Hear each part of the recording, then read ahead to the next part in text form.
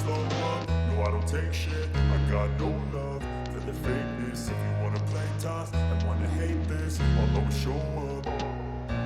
I don't ever slow up, no I don't take shit. I got no love for the fakeness. If you wanna hello bike lovers, কেমন আছেন সবাই? আশা করি সবাই অনেক ভালো আছে। ইয়ামাহা FZS ভার্সন 3 অফিসিয়ালি বাংলাদেশে আসার পরে তাদের BS6 ভেরিয়েন্টের একটা বাইক আনঅফিসিয়ালি বাংলাদেশে এখন পাওয়া যাচ্ছে এবং BS6 ইঞ্জিনের মাধ্যমে বাইকটি নিয়ে আসা হয়েছে। আজকে এই বাইকটার কি চেঞ্জেস এবং এই বাইকটার স্পেসিফিকেশন রিভিউ করব। তো চলুন কথা না বাড়িয়ে ভিডিওটা শুরু করা যাক। ইয়ামাহা FZS ভার্সন 3 BS6 এডিশনের এই বাইকটিতে কিন্তু তারা একটি 149cc এয়ার কুল single cylinder 4 stroke SOHC BS6 স্ট্যান্ডার্ডের একটা ইঞ্জিন তারা ব্যবহার করেছে। এই ইঞ্জিনটি থেকে 12.4 PS ম্যাক্সিমাম পাওয়ার 7250 RPM এবং 13.3 newton metre torque 5500 RPM produce করতে পারে।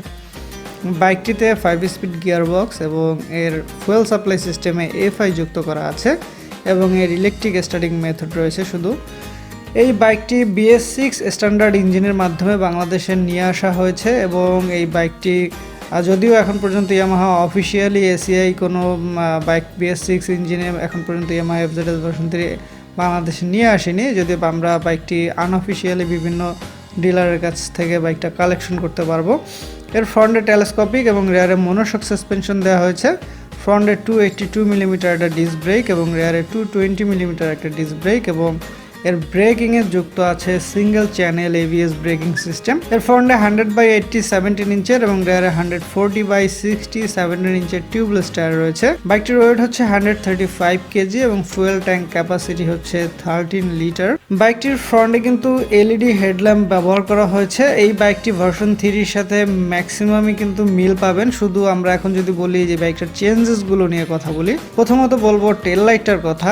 এর টেল লাইটটা কিন্তু ইয়ামাহা MT50 সিমিলার করা হয়েছে। ফুললি ডিজিটাল স্পিডোমিটার প্রিভিয়াস ভার্সনে ছিল এবং এই ভার্সনটিতে কিন্তু ব্লুটুথ কানেক্টিভিটি পাবেন আপনার BS6 এডিশনের এই স্পিডোমিটারটিতে।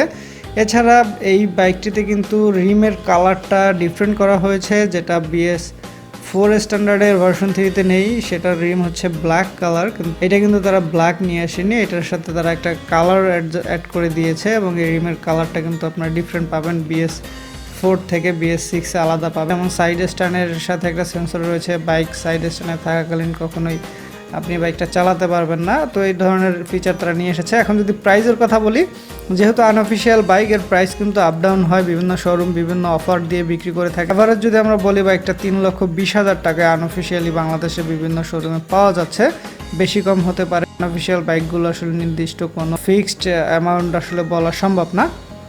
তো আপনারা 3,20,000 টাকার আশেপাশে কিছুটা কম বা কিছুটা বেশি এভাবে আপনারা বাইকটা নিতে পারবেন। ইয়ামাহা FZS ভার্সন 3 BS6 এডিশন। তো এই ছিল বাইকটির স্পেসিফিকেশন রিভিউ। বাইকটা টেস্ট রাইড করার পরে এর ভালো মন্দ দিক টেস্ট রাইড রিভিউ দেওয়ার চেষ্টা করব।